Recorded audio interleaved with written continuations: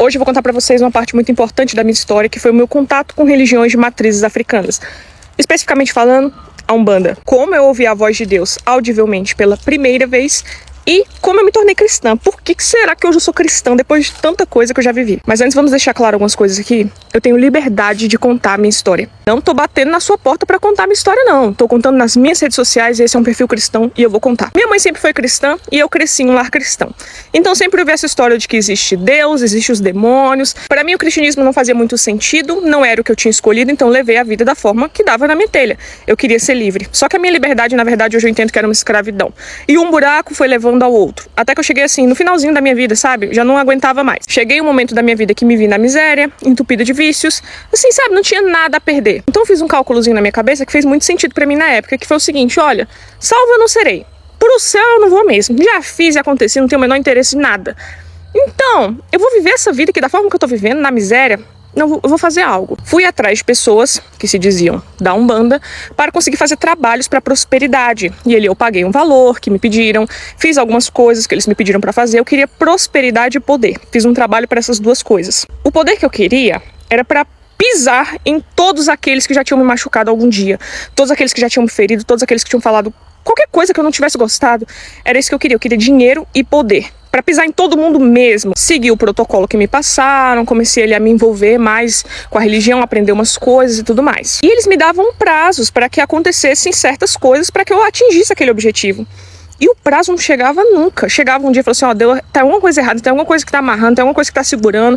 E eu insistindo naquilo, e alguma coisa segurando, e eu insistindo naquilo. E eu ligando o tempo todo, o que tá acontecendo? Meses foram se passando e nada. Aquilo começou a me deixar indignada e irada. Até o dia que eu falei assim, ó, tô começando a me irritar.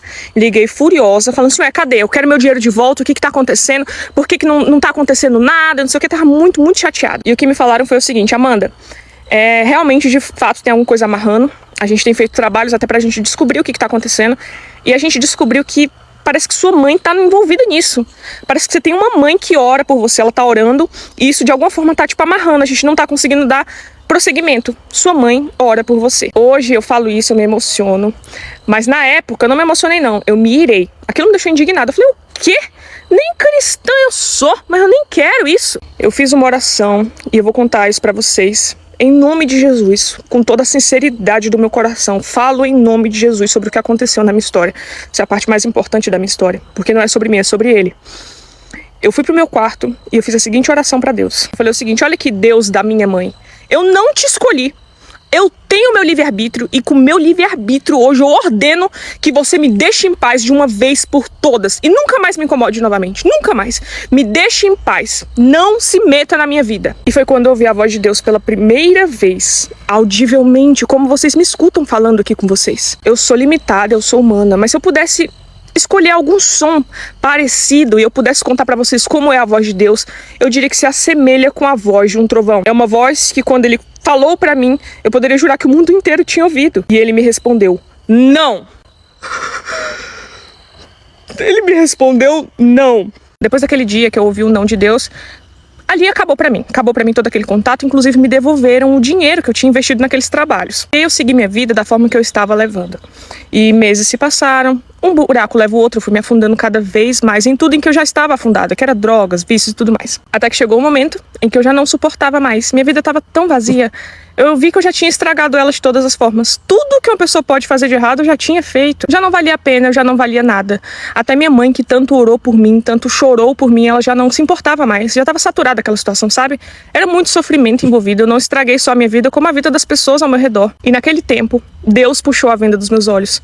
Eu comecei a me entristecer tanto, sabe? É como se tudo que eu já tivesse feito tivesse vindo à tona. A gente só vai fazendo as coisas assim, se aventurando e vivendo e fazendo com a venda nos olhos.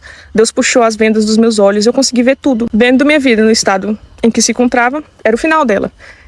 Eu me arrependi. E quando eu me arrependi, eu pensei, é tarde demais, né? Acabou pra mim. Eu me arrependi, eu olhei pra tudo, sabe? Eu falei, cara, estraguei tudo. Tinha tudo pra ir pra frente, tinha tudo, né?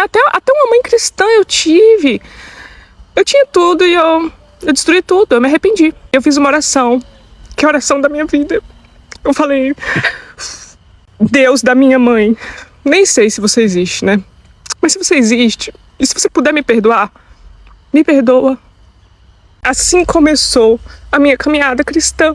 porque ele me perdoou, fez tudo novo. E no momento que eu não valia mais nada, foi o momento que eu me lembrei dele. E eu falei, ó, não tô valendo nada. Se você me quiser, tô aqui. Se você puder me perdoar, eu me arrependo.